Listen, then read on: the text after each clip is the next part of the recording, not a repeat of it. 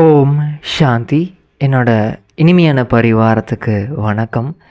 இன்றைக்கி நம்ம அப்பா முக்கியமாக என்ன சொல்கிறாங்கன்னா, நம்ம கர்மாதீத் நிலை அடைவதற்கு ரொம்ப ப்ராக்டிஸ் பண்ண வேண்டியிருக்கு.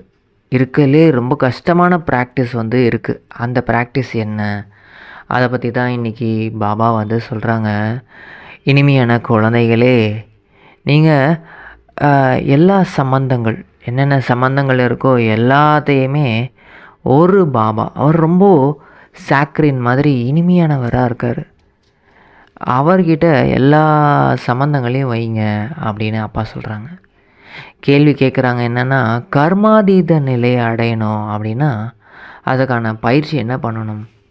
பாபா சொல்கிறாங்க, பதில் கர்மாதீத நிலையை அடையணும்னா ஒரு ரொம்ப கஷ்டமான ஒரு ப்ராக்டிஸ் இருக்குது. அதை நீங்கள் ப்ராக்டிஸ் பண்ணணும் ஃபஸ்ட்டு. அது என்னென்னா, பாபா சொல்கிறாங்க, சகோதரன் இந்த உடம்புக்குள்ளே இருக்கிறது ஒரு ஆத்மா தான். அந்த ஆத்மா என்னோடய சகோதரன் தான். இந்த சகோதரன் சகோதரி கூட கிடையாது. சகோதரன் தான். அப்போது எல்லாருமே ஆத்மாக்கள். அவங்க என் குடும்பம், எனக்கு தெரிஞ்சவங்க அப்படிலாம் கிடையாது. எல்லாருமே ஆத்மாக்கள் தான். எல்லோரும் ஒரே மாதிரி தான் இருக்காங்க. அப்போ இந்த உடல் அது தோற்றமே தெரியக்கூடாது. அந்த பயிற்சியை அதிகப்படுத்திக்கிட்டே இருக்கணும். அப்போது நம்ம பாபாவும் ஆத்மாவாக இருக்கார். சிவ பாபாவும் ஆத்மா தான். ஆனால் அவரோட நினைவில் தான் நம்ம இருக்கணும். ஏன்னா எல்லாருமே என்னோடய சகோதரர்கள் எல்லாருமே இப்போது டவுன் ஆகிட்டாங்க. அதாவது ரொம்ப கீழான நிலைக்கு வந்துட்டாங்க. ஆனால் பரமாத்மா நம்ம அப்பா எப்பயுமே தூய்மையாக இருக்கார். இவங்க எல்லாத்தையும் மறந்துட்டு அவரோட நினைவில் மட்டும்தான் இருக்கணும். அவரோட நினைவு மட்டும்தான் நமக்கு தெரிஞ்சுக்கிட்டே இருக்கணும். பரந்தாமத்தில் ஜோதியாக இருக்கார், எனக்கு பக்கத்துலேயே இருக்கார், எப்பயுமே இருந்துக்கிட்டே இருக்கார் என் பக்கத்துலேயே அப்படின்றத புத்தி மூலிமா நம்ம அவரை பார்த்து அந்த சக்தி நமக்குள்ளே போயிட்டே இருக்கணும். அப்போ தான் அந்த கர்மாதீத் நிலையை நம்ம அடைய முடியும் அப்படின்னு பாபா சொல்கிறாங்க. இனிமையான குழந்தைகளே, நீங்கள் நல்லா புரிஞ்சிட்ருக்கீங்க.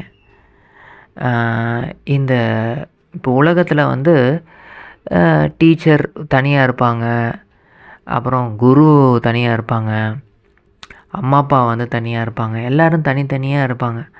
ஆனால் நமக்கு இப்போது 3 பேரும் சேர்ந்து ஒருத்தராகவே கிடச்சிருக்காங்க. அதாவது இளமையில் தான் படிக்கணும் அப்படின்னு ஒரு இது இருக்குது. ஏன்னா அப்போ தான் மூளை நல்லா இருக்குது, அதாவது புத்துணர்வாக இருக்குது, ஃப்ரெஷ்ஷாக இருக்குது. அதனால் அப்போ தான் படிக்கணும் அப்படின்னு ஒரு இது இருக்குது. அப்புறம் 60 வயசு ஆனக்கப்புறம்தான் குருமார்கள்கிட்ட போய் அப்புறமேட்டு வானப்பிரஸ்த நிலை எல்லாத்தையும் திறந்துட்டு காட்டில் போய் வாழணும், இந்த மாதிரி சன்னியாசிகள் மாதிரி ஆகணும், கோயில் கோலம்னு சுற்றணும், அப்படி இப்படின்னு அந்த 60 வயசுக்கு அப்புறம் தான் பண்ணணும் அப்படின்னு சொல்லிட்டாங்க. ஆனால் பாபா இங்கே என்ன சொல்கிறாருன்னா, குழந்தைங்களே, இந்த வயசு வித்தியாசம்லாம் கிடையவே கிடையாது. பெரியவங்க சின்னவங்க எல்லாருமே ஆத்மாக்கள் தான். எல்லாருமே எனக்கு குழந்தைகள் தான் அப்படின்னு அப்பா சொல்கிறாங்க. அதனால் எல்லாருமே இப்போ படிக்கணும். இப்போது நீங்கள் 60 வயசு ஆகிடுச்சு, நான் ஏன் படிக்கணும் அப்படிலாம் கிடையாது. 60 வயசானாலும் இப்போது ஆத்மாவுக்கு படிப்பு நம்ம நிச்சயமாக படிப்பிக்கணும். அதாவது நம்மளுக்கு நாமளே படிப்பிச்சுக்கணும். அதுக்கு தான் பாபா வந்திருக்காரு. அதாவது குருவாக நமக்கு வந்திருக்காரு, சத்குருவாகவும் இருக்கார். நம்மளை மொத்தமாக வீட்டுக்கு கூட்டிகிட்டு போகிறதுக்கு, நம்ம ரெடியானவனே கூட்டிகிட்டு போகிறதுக்கு சத்குருவாக இருக்கார். அப்பா அம்மாவாக இருந்து நம்மளுக்கு பாலனை செய்கிறாரு. அப்போது இவ்வளோ அன்பு நமக்கு அப்பாவால் மட்டும்தான் இப்போது இறைவன் நேரடியாக வந்திருக்காரு. ஃபஸ்ட்டு அந்த நிச்சயம் வரணும். கடவுள் தான் சொல்லி கொடுத்துட்ருக்காரு, இங்கே யாரோ சன்னியாசியோ யாரோ குருவோ சொல்லி கொடுக்கல, உண்மையான கடவுள் வந்திருக்காரு அப்படின்னு நிச்சயம் வரணும். அப்போ தான் அந்த படிப்பில் நம்ம முழுமையான கவனம் கொடுப்போம். இல்லைனா ஏனோ தானான்னு ஏதோ பேப்பர் படிக்கிற மாதிரி ஸ்பீடாக படிக்கக்கூடாது. கேட்குறது இந்த முரளியை அவ்வளோ ரசித்து ருசித்து கேட்கணும். ஃபஸ்ட்டு அந்த படிப்பு கேட்கணும். அதுக்கப்புறமேட்டு நம்ம அந்த படிப்பை வந்து நம்மளுக்குள்ளே வந்து தாரணை பண்ணணும். அதாவது அப்பா ஃபஸ்ட்டு என்ன சொல்கிறாருன்னா, நம்மளை ஆத்மான்னு உணருங்க. அப்போ அந்த ப்ராக்டிஸ் பண்ணணும். படிச்சுட்டு கேட்டுட்டு எல்லாத்தையும் அப்படியே மறந்துடக்கூடாது. அந்த பயிற்சி பண்ணணும். நம்மளோட இலக்கே வந்து கர்மாதீத நிலை ஆகணும். அதற்கு வந்து பயிற்சி பண்ணிக்கிட்டே இருக்கணும். இப்போது நம்ம முதல்ல எடுத்த உடனே அப்பாவோட நினைவு மட்டும்தான் வரணும் அப்படின்னு இருக்க முடியாது. ஆனால் கொஞ்சம் கொஞ்சமாக ப்ராக்டிஸ். இப்போ ஃபஸ்ட்டு ஒரு 3 நிமிஷம் அதுலேருந்து ஆரம்பிக்கலாம். நம்ம ஆத்மான்னு உணர்ந்து பரமாத்மாவோட நினைவு மட்டும்தான் எனக்கு இருக்கணும், வேறு எந்த நினைவும் வரக்கூடாது அப்படின்னு பயிற்சி பண்ணணும். ஃபஸ்ட்டு ஒரு 3 நிமிஷம் அப்படியே தொடர்ந்து நம்ம அப்பாவோட நினைவிலே இருக்கணும், அவரோட சக்தி நமக்குள்ளேயே போயிட்டே இருக்குது அப்படின்னு அந்த பயிற்சி பண்ணணும். அதுக்கப்புறம் கொஞ்சம் கொஞ்சமாக நம்ம வந்து ப்ராக்டிஸ் பண்ணணும். எல்லாரையும் வந்து ஆத்மானு பார்க்கணும். அது ரொம்ப ரொம்ப முக்கியமான ஒரு பயிற்சி. அந்த பயிற்சியை வந்து நம்ம நல்லா இப்போது உடலே தெரியவே கூடாது. எல்லாமே ஆத்மா ஆத்மான்னு ஆத்மா மட்டும்தான் தெரியணும். நம்ம உடலையும் நம்ம மறந்துடணும். ஃபஸ்ட்டு நம்ம வந்து நம்மளை உணரணும் ஆத்மான்னு. அதுக்கப்புறமேட்டு நம்ம உடலையும் நம்ம மறந்துடணும். நமக்கு தெரிவது எல்லாமே பரமாத்மா மட்டும்தான் இருக்கணும். அந்த பயிற்சி ரொம்ப ரொம்ப ரொம்ப அவசியமாக இப்போ தேவைப்படுது. அதனால தான் பாபா வந்து நமக்கு இந்த ஞானத்தை வந்து கொடுத்து நம்மளை கர்மாதீத நிலையை அடைய வைக்கிறாரு. ஏன்னா இந்த உறவுகள் அதுக்கு வந்து என்ன பண்ணணுன்னா, அப்போ பாபா மட்டும்தான் நமக்கு தெரியணும் அப்படின்னா, உறவுகள் நம்மளுக்கு தெரிஞ்சவங்க தெரியாதவங்க அவங்க இவங்க யாரோட நினைவும் வரக்கூடாது. எல்லாமே ஒரு பாபாவோட நினைவு தான் வரணும். அப்படின்னா அப்போது எல்லா சம்பந்தங்களையும் அவர்கிட்ட வைக்கணும். நமக்கு எந்த எந்த சம்பந்தங்களோட ஒரு திருப்தி கிடைக்கல, அப்பா வந்து நமக்கு இல்லை, லௌகீக அப்பா வந்து இல்லை, இல்லை அவங்ககிட்டேருந்து உண்மையான அன்பு கிடைக்கல, இல்லை அம்மா லௌகீக அம்மா, இல்லை நண்பர்கள் நமக்கு இல்லை, காதலன் இல்லை, இந்த மாதிரி ஏதாவது ஒரு குறை வந்து ஆத்மாவுக்கு இருக்கும். அதுக்காகவே வாழ்ந்துட்டும் இருக்கும் ஆத்மா. அப்போது அதில் வந்து உண்மையான இனிமை வந்து கிடைக்காது. உண்மை என்னென்னா, இப்போது வந்து நல்லா பழகுவாங்க, அப்புறமேட்டு அதே ஆத்மா ஏன்னா அவங்களுக்குள்ளேயும் அந்த இது இருக்குது, தேக உணர்வு இருக்கிறதுனால ஆத்மாவோட பழக்கத்துக்கு ஏற்ற மாதிரி திடீர்னு மாறுவாங்க. அதாவது அவங்களுக்குள்ளே சண்டை நடக்கும். இந்த மாயாவோட சண்டை நடக்கிறதுனால அவங்க உள்ளுக்குள்ளே சண்டை போட்டுகிட்டே இருக்காங்கன்னா நம்மகிட்டேயும் சண்டை போடுவாங்க. இதெல்லாம் வந்து நடக்கும். அப்போது வந்து நம்ம அவங்ககிட்டேருந்து எதிர்பார்க்க முடியாது எப்பயுமே அவங்க இனிமையாக இருப்பாங்கன்னு. ஆனால் பரம்பிதா பரமாத்மா அவருக்கு உடலே இல்லாததுனால அவர் எப்பயுமே இனிமையாக இருப்பார். எல்லா உறவுலையும் நல்லபடியாக நடந்துப்பார். அதனால் எல்லா உறவையும் அவர்கிட்ட வந்து இணைச்சிடணும். எனக்கு அம்மா யாருன்னா பரமாத்மா, எனக்கு அப்பா யாருன்னா பரமாத்மா தான், எனக்கு உண்மையான நண்பன் யாருன்னா பரமாத்மா, எனக்கு என்னோடய கணவனும் பரமாத்மா, எனக்கு குழந்தையும் பரமாத்மா. எல்லா உறவும் நமக்கு யாரை நினைவு வரணும்னா அப்பா தான். சிவபாபாவோட நினைவு தான் வரணும். அவர் அப்பா தான் மெயினாக இருக்கார். இருந்தாலும் நண்பனாகவும் அவர் கூட வந்து பழகலாம். என்னோடய உயிர் நண்பா அப்படின்னு அந்த உயிர் நண்பன்கிட்ட எப்படி பழகுவோமோ அதே மாதிரி நம்ம பழகணும். நம்ம குழந்தைய எப்படி நம்ம பார்த்துப்போமோ அந்த மாதிரி அவர் நினைவில் இருந்தே அவர்கிட்ட பேசணும். என்னோடய செல்லமான குழந்தையே, ஐ லவ் யூ அப்படின்னு அந்த மாதிரி நான் உன்னை அந்த மாதிரி நம்ம எப்படி அந்த குழந்தைகிட்ட பேசுவோமோ அந்த மாதிரி அவர்கிட்ட நம்ம வந்து அவரை நினச்சிக்கிட்டு பேசிக்கிட்டே இருக்கணும். அப்போ வந்து எல்லா உறவுகள் ஏன்னா யார் எப்படி வேணால் நடந்துக்கலாம், ஆனால் அந்த உறவுகளில் இருக்கக்கூடிய பிரச்சனையும் தீர்ந்துடும். இப்போ கர்ம கணக்குன்னு ஒன்று இருக்குது. நம்ம என்ன கர்மா பண்ணியிருக்கோமோ அதுக்கேற்ற மாதிரி தான் உறவுகளில் நம்மளுக்கு பிரச்சனைகள் வரும். அப்போ அந்த பிரச்சனையும் தீர்ந்துடும் எப்போன்னா எல்லா உறவையும் அப்பா மேலே வைக்கும் போது. ஏன்னா அவர் தான் வந்து விதையாக இருக்கார். இந்த முழு சிருஷ்டிக்கும் விதையாக அவர் தான் இருக்கார். இந்த இலைகளை வந்து திருப்திப்படுத்திக்கிட்டே இருக்கிறோம். இந்த இலைகள்னால் ஆத்மாக்கள், நம்ம சகோதரர்கள், அவங்க இந்த உறவுகள், இந்த குருமார்கள், அவங்க இவங்கன்னு நிறைய பேர் இருக்காங்க.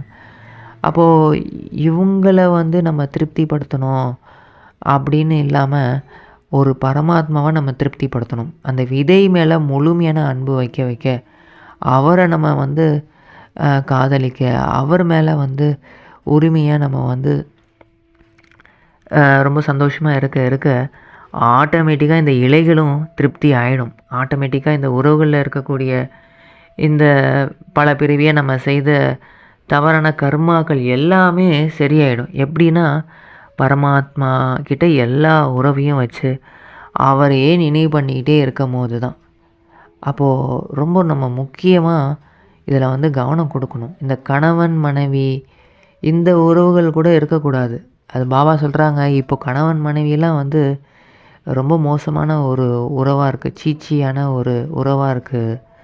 அதனால் வந்து சகோதரன் சகோதரனை தான் நீங்கள் பார்க்கணும். அதனால் நீங்கள் வந்து இப்போது கடைசியில் கூட சொல்லுவாங்க, அதாவது மனைவியே நினச்சிக்கிட்டே இருந்தால் என்ன கதி நீ அடைவ, விபச்சாரியாக தான் போகிறப்ப கணவனே நினச்சிட்டு இருந்தீங்கன்னா அந்த மாதிரி நடக்கும், அந்த மாதிரி சொல்லியிருக்காங்க. அதனால் நம்ம இந்த உடலை விட்டு போகும்போது ஒரு பரமாத்மாவோட நினைவு மட்டும்தான் இருக்கணும். அப்போ தான் முழுமையான கர்மாதீத நிலையை நம்ம அடைஞ்சிருப்போம். அதாவது எல்லா கெட்ட கர்மங்கள்லேருந்து விடுதலை ஆகி நம்ம ஒன்லி நல்ல கர்மம் மட்டும்தான் நம்ம வந்து நமக்கு இருக்கும். நம்மளுக்கு எல்லா இதுவும் சரியாயிடும். அப்போது நம்ம புண்ணியத்தை எடுத்துகிட்டு நம்ம கர்மாதீத நிலையை அனுபவம் பண்ண முடியும். அதாவது உடலில் இருந்தாலும் விலகி இருந்த அந்த சக்தி. இந்த சந்நியாசிகள்லாம் வந்து இதை வந்து புரிய வைக்க முடியாது. ஒரே ஒரு பரமாத்மா மட்டும்தான் புரிய வைக்க முடியும். அவர் மட்டும்தான் நம்மளை வந்து உயரத்துக்கு கூட்டிகிட்டு போக முடியும். யாருமே வந்து உயரத்துக்கு, அதாவது இந்த அளவுக்கு உயர்ந்த நிலைக்கு யாராலையும் கூட்டிகிட்டே போக முடியாது. அதனால் கடல், சாந்தியின் கடல், தூய்மையின் கடல்கிட்டேருந்து நமக்கு சொத்து கிடச்சிட்ருக்கு, அவர்கிட்ட அந்த சக்திகள் கிடச்சிட்ருக்கு அப்படின்னு நம்ம அந்த நினச்சிக்கிட்டே இருக்கணும், அந்த அனுபவம் பண்ணிக்கிட்டே இருக்கணும். பக்தினாலே இந்த தானம், புண்ணியம், இந்த விரதம் இருக்கிறது, இந்த மாதிரிலாம் பக்தி வந்து பண்ணிகிட்ருக்காங்க. அந்த பக்தியில் வந்து ஸ்ரீ கிருஷ்ணர் தான் வந்து பகவான் நினச்சிட்டு கடைசி காலத்தில் வந்து கங்கா ஜலத்தை வாயில் வச்சுக்கிட்டு அதுக்கப்புறம் ஸ்ரீ கிருஷ்ணனோட நினைவிலேயே நம்ம சரீரத்தை விடணும் அப்படின்னு நினச்சிக்கிறாங்க பக்தியில்.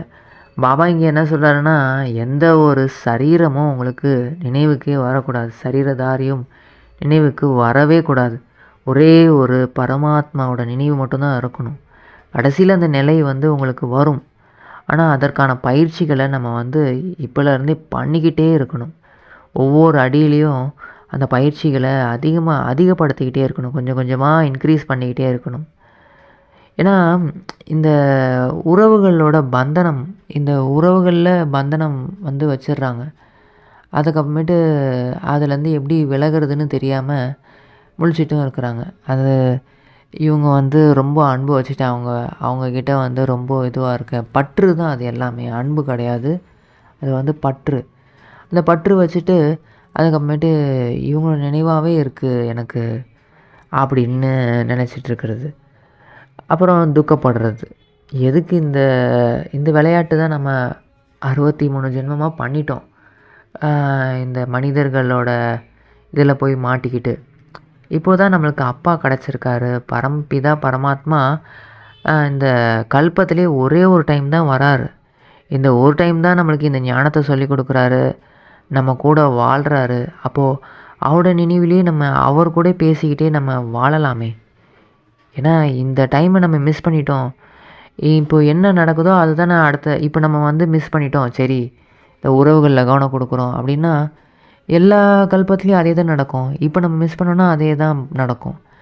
அப்போது இப்போவே நம்ம வந்து நினைவு பண்ணணும், அவரை வந்து நல்லா வந்து அவர் கூட வந்து எல்லா உறவையும் வச்சுக்கணும். ஏன்னா அவர் ரொம்ப இனிமையாக நம்மக்கிட்ட எப்பயுமே பழகுவார். அப்போ புத்திசாலியாக யார் இருக்காங்களோ அவங்க என்ன பண்ணுவாங்கன்னா அவர் மேலே எல்லா அன்பையும் வச்சுருவாங்க. அதனால் இந்த ராவணன், இந்த 10 தலை ராவணன்னு சொல்கிறாங்க. ஆனால் வந்து அது உண்மை என்னென்னா இந்த உடல் உணர்வு தான். அதுக்கு வந்து நம்ம பயிற்சி பண்ணிக்கிட்டே இருக்கணும். ஆத்மா தான் நம்ம.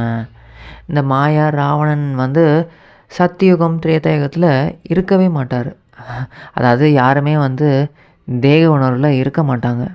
அப்போது தேக உணர்வில் இருக்க மாட்டாங்கன்றதுனால அது யார் அங்கே போவான்னா, நம்ம இங்கே யாரெல்லாம் நல்லா நம்ம ஒரு ஆத்மா தான் பாபாவோட நினைவிலேயே இருக்காங்களோ அவங்க தான் அங்கே போகவே முடியும். இங்கே யார் தெய்வீக குணங்களை தாரணை பண்ணிக்கிட்டே இருக்காங்களோ, எப்பயுமே யார் எப்படி நடந்துக்கிட்டாலும் தூய்மையாக அன்பாக இருக்காங்களோ அவங்கனால மட்டும்தான் அங்கே போகவே முடியும். குஷியாக இருக்கணும். அங்கே போய் நான் குஷியாக இருந்துக்கிறேன் அப்படின்லாம் கிடையாது. இங்கேயே அந்த தெய்வீக குணத்தை வந்து தாரணை பண்ணிக்கிட்டே இருக்கணும்.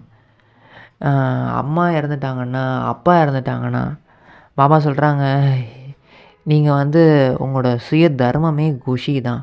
சுகமாக நீங்கள் இருந்தால் தான் அங்கேயும் போயிட்டு நீங்கள் சுகமாக இருக்க முடியும். தேகத்தில் இருந்து ஆத்மா தானே விலகி போகுது. ஆத்மாவுக்கு அழிவே கிடையாதே.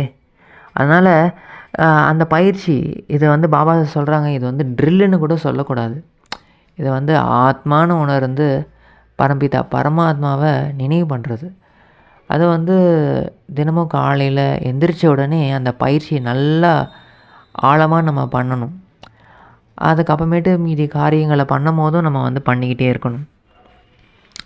அதுக்கு தான் பாபா சொல்கிறாங்க, குழந்தைங்களே நீங்கள் வந்து நீங்கள் யாரை பார்த்தாலும் சகோதரன்னு பாருங்கள். அதாவது சகோதரன்னா நானும் ஒரு ஆத்மா தான், அந்த உடம்புல இருக்கிறதும் ஒரு ஆத்மா தான், என்னோடய சகோதரன் தான் அப்படின்னு அந்த பயிற்சியை வந்து அந்த உடலே தெரியக்கூடாது. அந்தளவுக்கு இது ஈஸி கிடையாது தான், கொஞ்சம் கடினமாக தான் இருக்கும். ஆனால் இந்த பயிற்சி பண்ண தான் நமக்கு இந்த உலகத்தில் இருந்து நம்ம பற்று வந்து கொஞ்சம் கொஞ்சமாக போகும். அப்போது வந்து நம்ம பரந்தாமத்திலே இருக்கிறதுக்கான அந்த இஷ்டம் வந்து நமக்கு வந்துடும். அந்த ஆர்வம் வந்து நமக்கு இருந்துக்கிட்டே இருக்கும். அப்போது நம்ம வந்து சுலபமாக வந்து கர்மாதீத நிலையும் அடைய முடியும். இதுக்கு பேரே வந்து சகஜ ராஜயோகி. அதனால் சகஜமாக வந்து நம்ம கர்மாதீத நிலையை அடையணும். அடைஞ்சு நம்ம வந்து இந்த உடல்லேருந்து விலகி போகணும். சில பேர் வந்து ஏதாவது பிரச்சனை வந்துருச்சு, ஏன்னா பாபா குழந்தைங்களுக்கு நிறைய டெஸ்ட்டு வரும். அந்த பிரச்சனையினால் நான் எப்படியாவது சரீரத்தை விட்டு போயிடணும், அதுக்காக நான் வந்து முயற்சி பண்ணுறேன் அப்படின்னு நம்ம வைராகியம் வைக்கக்கூடாது. எல்லாம் நல்லபடியாக நடந்துட்டு இருந்தாலும் நம்ம வந்து இந்த இந்த விலகி இருக்கக்கூடிய இந்த பயிற்சியை வந்து பண்ணிக்கிட்டே இருக்கணும். ஏதாவது துக்கமான ஒரு விஷயம் வருது, அதனால் நான் யோகா பண்ணுறேன்னு இல்லாமல் நம்ம வந்து சுகமாக இருக்க எல்லாமே சுகமாக நடந்துகிட்ருக்கு, வெற்றியாகவே நடந்துகிட்டு இருந்தாலும் நம்ம அந்த பயிற்சி பண்ணணும். அப்போ தான் வந்து அதில் தான் வந்து நன்மை இருக்குது. அதனால் பாபா வந்து வரதானம் என்ன சொல்கிறாங்கன்னா, நீங்கள் வந்து குழுவாக பிராமணர்கள் அனைவரும் சேர்ந்து குழுவாக ஒரே வாயு மண்டலத்தை நல்லபடியாக உருவாக்குனீங்கன்னா அது வந்து ஒரு கோட்டையாகவே மாறிடும். இப்போ நீங்கள் எங்கே இருக்கீங்களோ அந்த இடத்துல வந்து பாதுகாப்பு வந்து உங்களுக்கு அதிகமாக கிடைக்கும். உங்களை எந்த ஒரு பிரச்சனையான அந்த வாயுமண்டலம் எண்ணங்களை யோசிக்கிறாங்க அப்படின்னா கூட அவங்களால அந்த இடத்துக்கு வந்து அதை யோசிக்கவே முடியாது. அந்தளவுக்கு நீங்கள் வந்து எல்லோரும் குழுவாக சேர்ந்து உருவாக்கணும். எல்லோரும் சேர்ந்து உருவாக்கும் போது அந்த இடத்தோட வாயுமண்டலம் ரொம்ப நல்லாயிருக்கும். மோசமான எண்ணங்களோடு வர்றவங்க கூட வந்து நல்ல எண்ணங்களாக மாறிடும் அவங்களுக்கும்.